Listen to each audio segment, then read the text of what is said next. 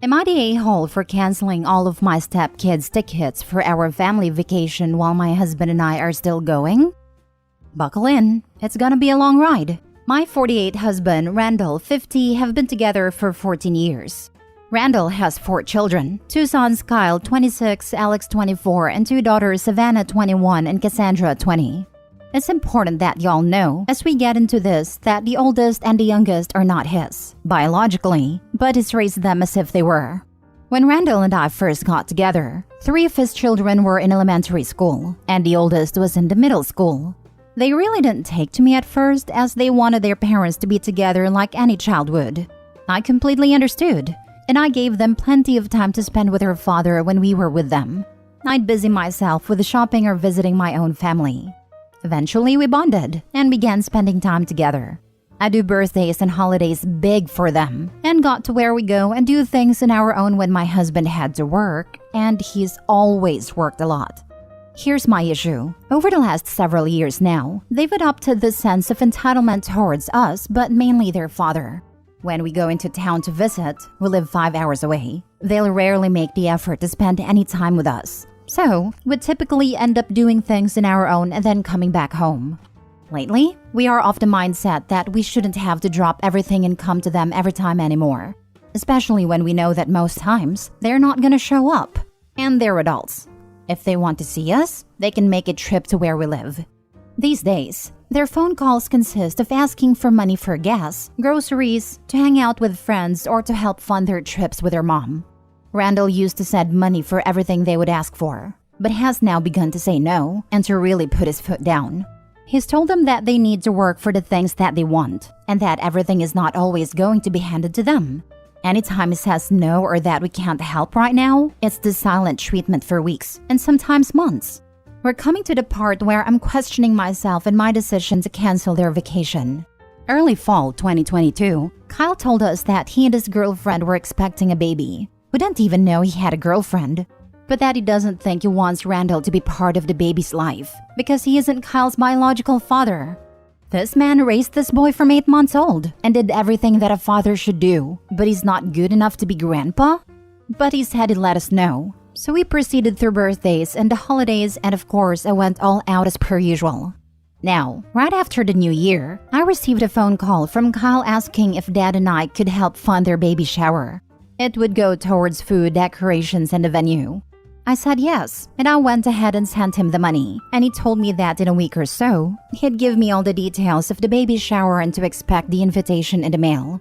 About an hour later, Randall calls me and says that Kyle called and asked him if we could help fund their baby shower, and Randall sent him money too.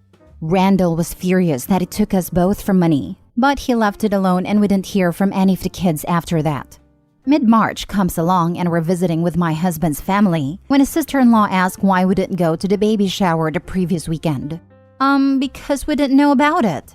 We were stunned to say the least. Then his sister-in-law dropped another bomb on us. The baby was born the day before the shower. Come to find out, all 4 kids and their mother agreed to not invite us to the baby shower or to even let us know that the baby was born. They needed just the money. To say that I was livid would be an understatement. So I sent Kyle a message a couple of days later and told him that it's one thing to not invite us to the shower, but to not let us know about the baby was heartbreaking. I told him that I hoped they'd had a great time and that they were gifted everything that they needed. I congratulated him on the birth of his son and that I hoped he's healthy and adored. My husband sent a similar message. We've yet to hear back from him and we're headed into mid-June. So, after the conversation between myself and my husband, and the fact that I paid for the entire trip on my own, we decided to cancel their tickets for what was supposed to be our family vacation. I got a partial refund for some of the reservations that I had made, but that's okay. I'll take the loss. Last week, we got a call from the other 3 asking what dates they needed to plan for and what they should pack. And I let them know that I canceled their tickets, so they didn't need to worry about it after all. They were angry and had some choice words. I honestly feel like it's the best decision we could have made, but am I the a-hole? Now for the top comments. You're not telling us the whole story. Why has every one of the kids gone low contact with their dad? We've both bent over backwards for all of these kids. My husband got both of his sons jobs with his employer at different times, and they came to stay with us. We provided everything that they needed, food, housing, etc. Neither lasted much more than a month. They missed their friends and the fun they were having, so they left. No notices. We told them that they'd have to figure their lives out as they're adults, and we told them that we wouldn't be sending money as often anymore. Recently, the older daughter asked us to buy her a new car because she treated the first car we bought her terribly and is no longer in great running condition. That should make the car payments. But she doesn't work and doesn't plan on it. We told her absolutely not. She stopped talking to either of us then. The expectations are huge. And no, I haven't told y'all the whole story because it would take a long time. Y'all would be shocked at some of the stuff we've been asked for. And not just by the kids, the mother too. Not the a-hole. My heart breaks for you both. As an adopted child, I would never do this to my parents. My situation is actually opposite. My family does not drive to see me. I drive to them. And I understand because they're older and honestly don't feel comfortable making long trips. But I expect when I do make a trip to spend time with them because I only get so much time off. I had a daughter over a year ago. My whole entire family has treated her as their own even though I'm adopted. I actually messaged my mom that I can't express how happy I am that we are loved so much. The kids are missing out, but I don't know the whole situation. Was the divorce acrimonious? Did Randall cheat? Those things do matter to older children, but the mature adult thing to do would be to talk about it with her dad. It almost sounds like the mom has poisoned them against their father and you. You both shouldn't send any more money to any of them. You should enjoy your lives, and you both deserve apologies. The divorce was indeed acrimonious. His ex had an affair with her manager at work, which resulted in the youngest daughter. She let him believe that the baby was his, and he found out when she was a year old that he was not her bio father. A DNA test was taken. They divorced about a year later, and I met him 5 years after their divorce. It wasn't really sudden that they started acting this way, it was just that it became constant. Mother is extremely involved, and they absolutely learned this from her. She coached them a large part of the time. Money has always been her driving force as well. Not the a-hole. Enjoy your trip. And maybe start looking into wills and inheritance issues. Agreed. What horrible children. Just there for money. It's so sad for Opie and her husband who have tried to have a relationship with them. Opie not the a-hole, but expect demands for money to continue. Sounds kinda like mom's been poisoning their thoughts since the divorce. My thoughts exactly. Betcha she's embedded the money grubbing from her ex to her children. Like, what the heck? They funded vacations for them and their mom. I would have bailed before that. Next story. Am I the a-hole for canceling my birthday trip after my sister invited the kids? I, 27 female, planned a vacation to San Diego for myself and my boyfriend, 31 male, for the end of June, which happens to fall around my birthday, between the two of us. We have 4 kids that we had already arranged childcare for, being that we are both single parents. We made sure we had at least 2 backup plans as well, just in case something went wrong with the initial sitters. A few days ago, my older sister, 33 female, asked if herself and her husband, 32 male, would be able to join us. I agreed, not thinking anything of it. Then later that day, I checked my phone and saw in the family group chat she had also invited my little brother, his wife, and their 2 kids along. So out of curiosity, I asked her was she also bringing her baby. She said yes, and she also booked a hotel near Disney for us all to stay in. I politely asked who was us all, and she responded my boyfriend, myself, our 4 kids, herself, her husband, their baby, our little brother, his wife, and their 2 kids. Normally I would have been upset, but I really should have expected nothing less, because she has a pattern of hijacking trips. So I just let her know we were no longer be going, because the entire purpose of the trip was to get away from the kids and reset for a couple of days. After all, it was still my birthday weekend, and I know full well I wanted to be drunk 90% of the trip. I did not want to be bothered for snacks and potty breaks anyways. After I let her know my boyfriend and I wouldn't be going on the trip anymore, she began texting the group chat nonstop, saying how I was being selfish and I shouldn't have kids if I didn't want to take them on every trip with me. I'm not sure if I'm actually an a-hole for not wanting to be around kids for a couple of days, or if it's just the normal guilt parents have when they finally try to do something nice for themselves. Not a-hole. Book something somewhere else and enjoy yourself. You and your boyfriend should go ahead to San Diego. They can go to Anaheim where Disneyland is. Tell them they can watch your 4 kids along with everyone else's. Just kidding, because you already have plans with sitters. Enjoy your birthday with your boyfriend. Yeah, seriously curious how booking hotel hours away from the original destination wasn't going to be missed. Even if they are driving, was the sister just going to head to Anaheim while OP drove to San Diego? Not a-hole. People who hijack or crash other people's vacations are a-holes. And parents who want an adult's vacation without kids are not a-holes and need not feel one dot of guilt. With 4 kids, you deserve a break if you feel you need one. You're not being selfish. Some parents don't mind having kids on all their vacations. Good for them, but they don't get to impose that on people who feel differently. This was your vacation, and your sister decided to be Miss Control Freak and decide on a totally different experience for everyone. You say she has a pattern of hijacking trips, so you have to ask yourself, why did I tell her? Plan your vacations without telling her or anyone else who would tell her. Good communication is a great thing, but that doesn't mean you have to be an open book, especially to boundary stompers. You can keep life plans to yourself. My parents took a vacation every year without us. I never even questioned that they should be able to do this. I understood why at a very early age. To be honest, we kind of liked the vacation from them too. My parents did the same. Long weekend away with a big group of friends every year. Nana would come hang out with us for the weekend, and we had a blast.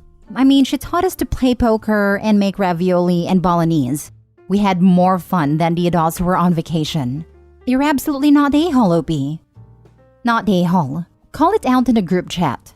Not only did you invite yourself to my birthday trip, you invited others and changed it completely. That's not the trip I planned. It is not the trip I want, so it won't be the trip I go on. We've all sat there while you hijacked vacations and have said nothing, but it's not happening this time. Also, next time you have a problem with me, approach me like an adult, instead of calling it out in a group chat. You are acting like a spoiled child and it's pathetic. I support this plan of action. Except I would go with, it's my birthday, and for my birthday trip that you invited yourself and the entire family on was to be a romantic vacation with my partner, which is healthy in any relationship. I'm sorry if that is not your relationship, but it is mine. This doesn't mean I don't love my children fiercely, and it's sad that you view it as such. You should plan your own vacation. Last story. Am I the a-hole for not punishing my dog and kicking out family? My 23 female dog Baha just got surgery. I hosted a family dinner with aunts, uncles, grandparents, cousins, nieces, and nephews. As everyone walked in, I asked that Baha be left alone on the couch on her spot. Welp, one of my cousins, Jane's daughter Amy, decided to go near Baha and bother her while I was in the kitchen. I figured since I asked the adults, they'd make sure their kids left her alone. Amy had bothered Baha, and Baha let out a warning growl. I quickly came to the living room and told Amy to leave Baha alone as she wants to rest. Amy was crying because Baha's growl scared her. Jane then gets mad at me saying, "Is that all you're going to do?" She snapped at my daughter and scared her. She's traumatized and probably won't ever go near a dog again. I then snapped back, "I'm not going to punish my dog for giving your child a warning. I asked you guys to leave her alone as you walked through the door. You should have watched your child." Other family members chimed in and said I shouldn't let Baha act like that towards kids, and she does deserve a punishment, while others sided with me. I then yelled at everyone, "This is Baha's house." She let out a warning. She didn't snap her teeth at Amy. She didn't bite her. She let out a warning because she wasn't comfortable. She didn't feel safe, and she has every right to feel safe in her home.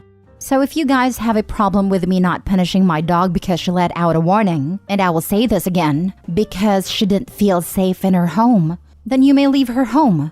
I will not treat my dog like she's any less than because Jane couldn't watch Amy, and is being a brat for Baha not wanting to be touched. I was told from Jane and her family that I was an a-hole. So am I? Edit. For those saying I shouldn't have had a gathering, it was planned months ago. Her surgery was not. My house was the best place to have it since my kitchen is bigger than others. I would have hosted it in the backyard, but unfortunately it rained. If I had canceled the dinner, I would have wasted a bunch of money that wasn't mine as family was traveling for this reunion. I couldn't carry her upstairs, or else I would have hurt her in the process. She could barely walk up the small ramp to the couch. She's doing great now. Amy is 11 years old. Amy was mistreating Baha and was told to stop and leave her alone. She didn't listen. 11-year-olds know right from wrong.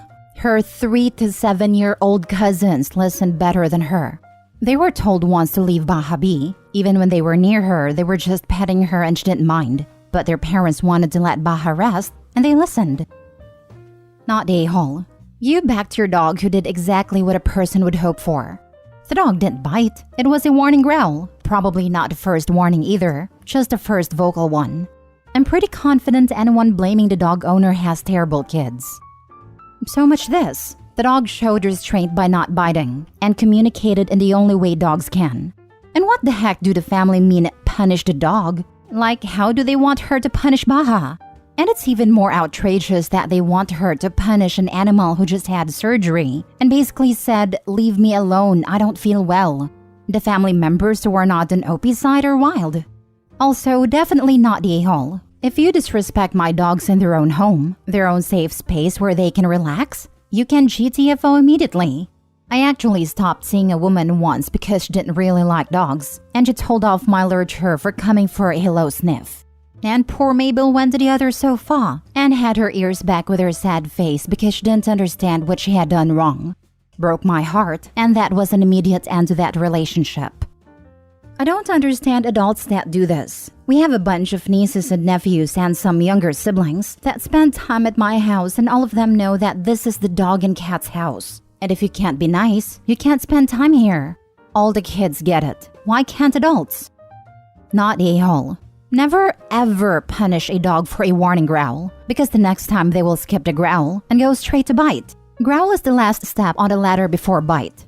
There are many steps before that, but most kids, unless taught, won't understand them. Like lip licking, ears back, tail tucked, whale eyes, etc. This is what I came here to comment on. If you punish a dog for warning growls, you are potentially training them to skip growling and bite. It may have been better to put the dog in another room where you knew she wouldn't be bothered, but I can also understand why you'd want to be able to keep an eye on her, post-surgery and all. But still not the a-hole.